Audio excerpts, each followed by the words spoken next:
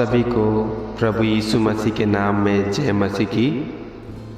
Graceful gospel prayer point में आप सभी भाई बहन का विश्वासी जन का स्वागत है। आज इस सुबह के समय में प्रभु की कृपा के द्वारा, उनकी दया के द्वारा आज हम सभी सही सलामत सुरक्षित हैं। एक बार फिर से हम लोग प्रभु के चरणों में उपस्थित हुए हैं। इसलिए परमेश्वर का, उस खुदा का, प्रभु यीशु मसीह का धन्यवाद करें, उनकी महिमा करें, बड़ाई करें, प्रशंसा करें, क्योंकि आज हम सभी प्रभु यीशु मसीह के कृपा के द्वारा, उनकी दया के द्वारा आज हम सभी सही सलामत सुरक्षित हैं और जीवित हैं।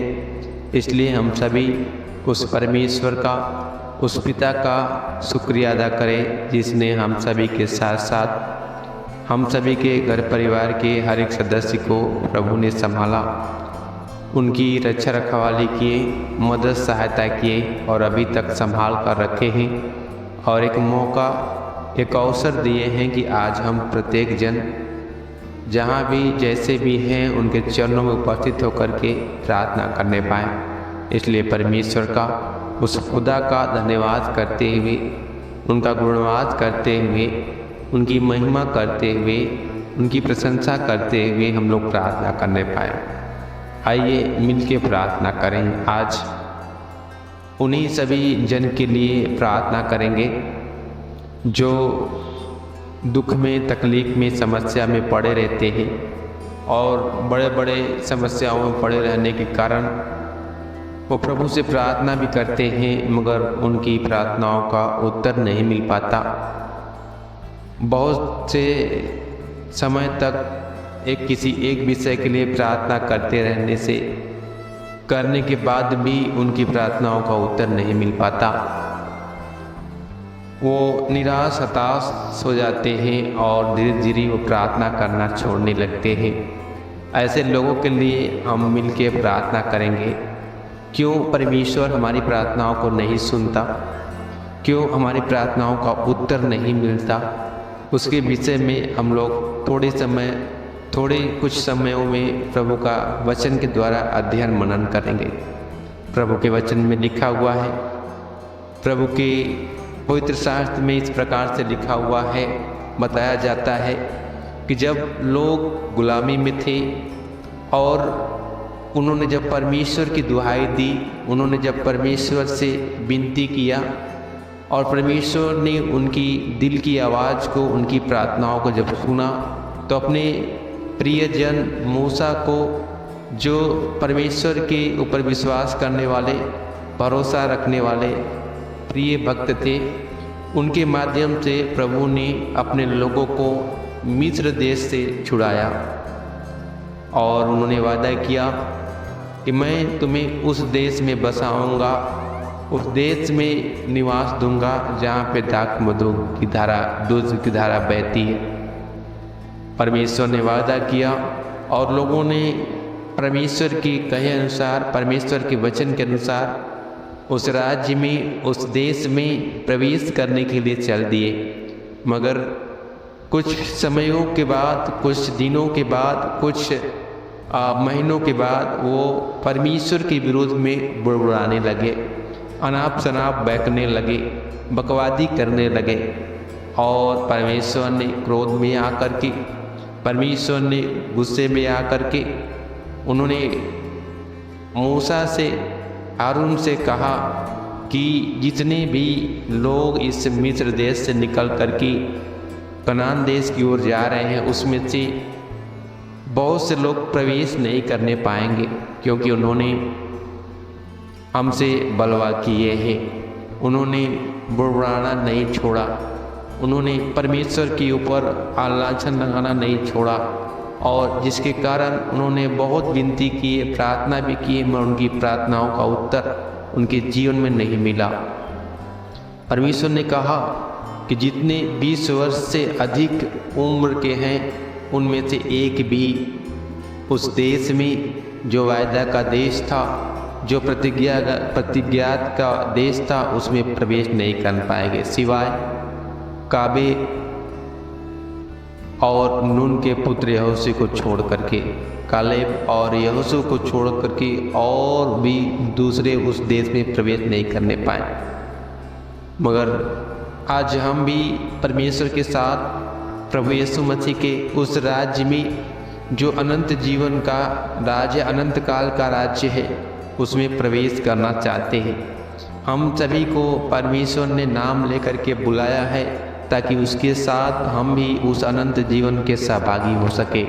मगर कई बार कुछ समयों में कई बड़े समस्याओं में पड़ने के बाद, बीमारी में पड़ने के बाद हम भी परमेश्वर से कुछ बलवा या कुछ बुड़ाने की बात करते हैं, जिसके कारण हमारी प्रार्थनाओं का उत्तर नहीं मिल पाता, हमारे जीवन में चंगाई नहीं मिल पाता, हम सभी को छुटकारा नहीं मिल पाता और हम निराश हताश हो जाते हैं। क्योंकि परमेश्वर का वचन कहता है कि वो पाप, वह हमारा ईर्ष्या, हमारा क्रोध हमारे अंदर जो है वो हमारी प्रार्थनाओं को हमारे छत से बाहर निकलने नहीं देता, तो परमेश्वर के पास कैसे पहुँचेगा।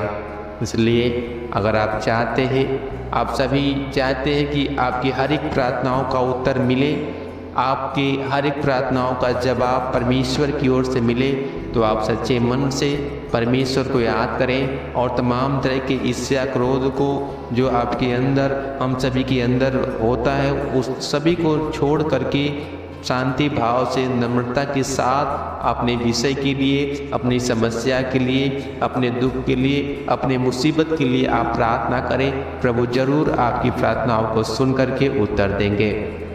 सो आइए आज हम उन सभी भाई बहनों के लिए, उन सभी विश्वासी जन के लिए जो दुख में, तकलीफ में बड़े लंबे समय तक पड़े हैं, बीमारी में पड़े हैं, उनके लिए प्रभु से प्रार्थना करें। पवित्र पवित्र पवित्र पवित्र सेनाओं के यहोवा परमेश्वर, पवित्र पिता, अनुग्रहकारी परमेश्वर, दयालु परमेश्वर, कृपालु परमेश्वर, प्रभु सच में कई बार हमारी प्रार्थनाओं का रुकावट हम खुद बनते हैं। हमारे अंदर का पाप, हमारे द्वारा किए गए सब गलत काम ही प्रभु हमारे प्रार्थनाओं का रुकावट है पिता। प्रभु सर्वप्रथम ऐसी भावना हमारे अंदर है, हम सभी के मनों में है, ईर्ष्या, क्रोध या एक दूसरे के प्रति बैर भाव की भावना प्रभु। तो इन सारी बुरी भावनाओं को, उन गलत प्रभु कार्यों को आप अब एक बार फिर से आप हम सभी के मनों से निकालें पिता। अपने पवित्र लहू से धोकर पवित्र करें, ताकि परमेश्वर आपके सम्मुख में आकर के प्रार्थना करने पाएँ और विश्वास करने पाएँ प्रभु कि आपने हम सभी की प्रार्थनाओं को सुनी है और उसका उत्तर भी देंगे और हम सभी के जीवन को आप चंगाई, छुटकारा देंगे पिता। पर धन्यवाद करते हैं प्रभु। आज जो लोग दुख के साथ, तकलीफ के साथ आए हैं आपके सम्मुख में, आपकी हजूरी में प्रभु, आप जरूर उनकी प्रार्थनाओं को सुनिएगा प्रभु। हम तो नहीं जानते उनके जीवन में क्या समस्या है, क्या तकलीफ़ है, क्या बीमारी है, क्या मुसीबत है प्रभु, मगर परमेश्वर आप जानते हैं कि आपकी बेटी बेटा के जीवन में, आपके विश्वासी जन के जीवन में क्या समस्या है प्रभु जी। जो कुछ भी रोग है, लाइलाज बीमारियां हैं प्रभु, वो सब पिता आज आपके सामर्थ्य नाम में प्रभु दूर हो जाने के लिए क्या प्रार्थना करते हैं। अनुग्रहदयालु परमेश्वर, कृपालु परमेश्वर, महिमा के परमेश्वर, आप स्वयं हर एक उन भाई बहन के ऊपर, हर एक उन विश्वासी जन के ऊपर आप दया करें। अपने पवित्र हाथ को बढ़ा करके छू लीजिए, चंगाई दीजिए, छुटकारा दीजिए और सबसे बढ़कर बात प्रभु को जब भी प्रार्थना करें उनकी प्रार्थनाओं का उत्तर भी प्रभु आपकी ओर से मिलने पाए।